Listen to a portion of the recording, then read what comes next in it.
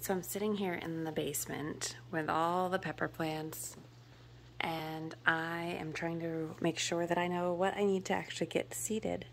And so we are, let's see, it's May 4th today, and our average last frost date here in North Central Mass is around May 20th. And so I am preparing for the things that are to start. Normally, I think around the four weeks before frost. I'm a little bit late on that, but not too bad. So some of those are that I'm behind in are things that might be 4 to 6 weeks usually you start, but you can also direct seed a lot of these things. So it's not too bad. I have some cosmos actually started right here. You might be able to see. But I do want to get some more cosmos started. I'm also going to get poppies started.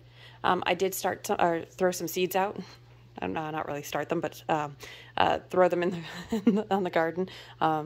So I have some of those, hopefully, that will be coming up soon. Bachelor buttons and any cornflowers are typically started around now.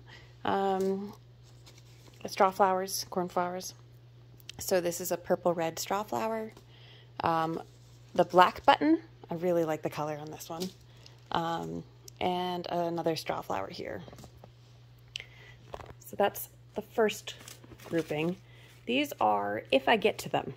If I don't, I can direct seed. So nothing here is going to break my heart if I don't get these seeded inside.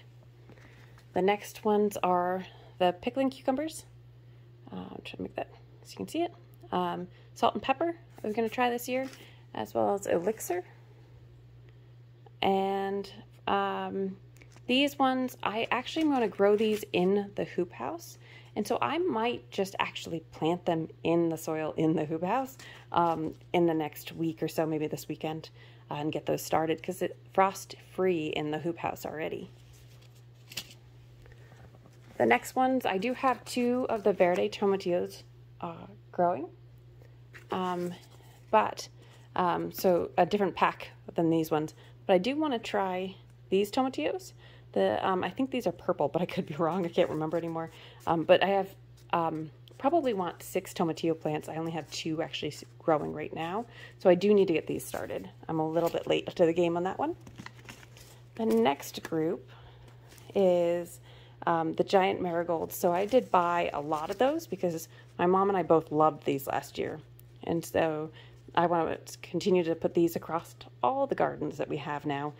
So I'm going to get a bunch of these started. I'm late starting the marigolds. These are just smaller versions of those, although our regular marigolds last year that I started from seed were like 6 times bigger than any marigold I've ever grown before. So I'm not sure what the difference is. Then I've got a hybrid giant yellow marigold, which I think is similar to this one, the mission one, but I wanted to try and see. And then I did the lime green, and I'm a big fan of lime green in general. And so I believe I also got the zinnia that is lime that I will go over next. So zinnias did amazing in the garden last year, and I probably should have gotten some more seeds, but we'll see because I want to do some cut flowers with them. But this is the giant lime zinnia, which I'm really excited about. Between the marigolds and these, it could be amazing. Put some purple in there. Be fantastic. And then here's the just the mixed colorings. The next group I am late starting. It's going to be a theme here. This is the Amaranth. So I've got a couple different colors. There's coral, emerald, Love Lies Bleeding, and Red Spike are the ones that I'm going to grow this year. I've never grown these before, and if you watch You Can't Eat the Grass on YouTube, she does amaranths in her bouquets, and I absolutely love them. And I figured that'd be a fun one to try in the new cut garden area. And then the last one I have over here that I've already taken out is the Scabiosa. And this is a Merlot red. It's a really nice deep red. So those are the piles I have that I know I need to start. On top of that, for vegetables, it's actually time to start our corn. And so with the corn, we do start in kind of like plugs or so, or a little bit larger than maybe think they're a 72 tray that I'll start the corn in like I did last year. And I'll probably start 2 or 3 trays of it. Maybe 1 tray this weekend, and then another week or so I'll start another one. But when you start the corn and you're doing a couple different types of sweet corn, you might want to really check the days, because when you are picking which ones to grow and which ones to start from seed, your short season ones are going to go so much faster. So if you start these inside, let's say 4 weeks, and I don't know the exact equation, you can look up on Johnny Seeds. They have a bunch of timing calculators. But if I start these now, start of May, and then I plant these out in the garden June 1st, let's say, so 4 weeks from now, and I plant seeds at the same time, the seeds will actually catch up, probably within a week or so of these. So you're not actually buying yourself that much time. So as I continue to do these, I will actually try to plan from the back, both forwards of, hey, I want corn soon, to also spread the season out all the way to my average last frost date for the corn. So looking at the dates is really important when you're doing multiple. We're going to do sugar buns, which we really liked last year. And we are also going to do, somewhere here, Silver Queen. So I think that's probably the only 2 we'll do. We may do some others, but the sugar buns was great. We're not going to do the Bloody Butcher that we did, which was a dent corn or a field corn. It's used for like cornmeals and that type of thing. So I've got those. Trying to think. Oh, and then also it's time to get your carrots out for anybody who's in around the same range. If you haven't already, you could have already sown some of them, and I have. But I will be planting my next rounds of beets, carrots, lettuce, spinach, all of that stuff for my second succession of those green, early greens, and then getting the carrots going. Some of these carrots that I have in here, kale. Oh, I'll probably plant more kale too.